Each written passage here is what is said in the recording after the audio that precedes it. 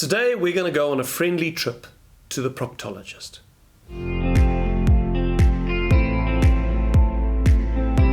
So I'm busy dissecting the answer I gave James Huang at the EXP conference in Las Vegas recently, where I spoke on a panel, and I was asked, how would I advise an agent who is fearful about the coming shift in the market? Now, the second answer I gave was that you've got to cut your costs. And what I want to do is just play that section of my answer to you. It's just 40 seconds. Let me play that for you, and then I'll unpack it a bit afterwards. The second thing I tell them to do immediately is cut their costs. You know, maybe I can ask you in the audience, when was the last time you actually did a proper budget? So, you know, you go like 6 months bank statements, business and personal, and then you line item them on an Excel spreadsheet on exactly how much you're spending on every possible thing every month, and then taking a red pen to every single one of those line items, either eliminating the cost or reducing anything you can possibly reduce. I remember doing this with a coaching client in France, and in a 2-week period, he reduced his expenditure by 80%.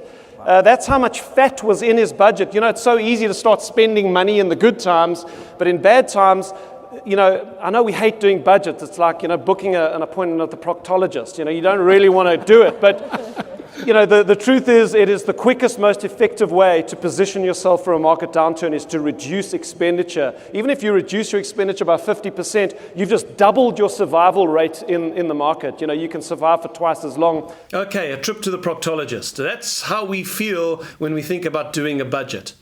But, my friend, let me encourage you. The best thing you can do as you prepare for a shifting market is to reduce unnecessary expenditure.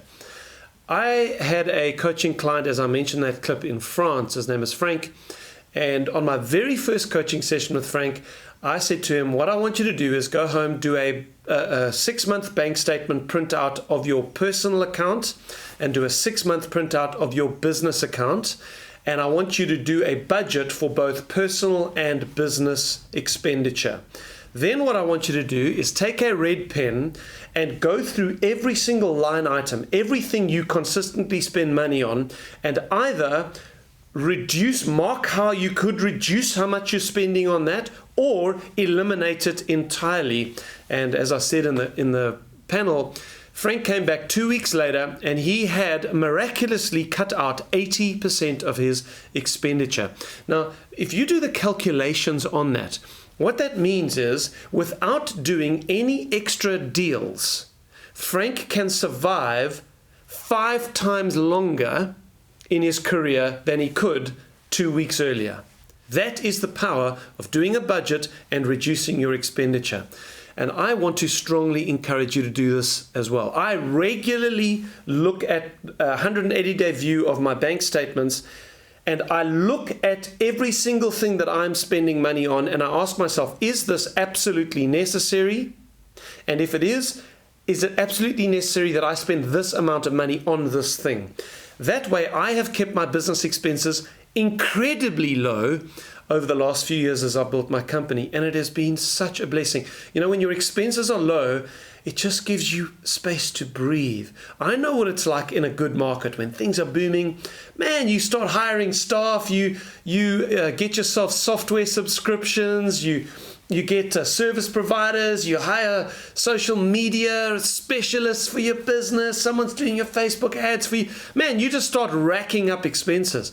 Those are the kinds of things you need to look at very carefully in a turning market, saying, do I really need to be spending money on this?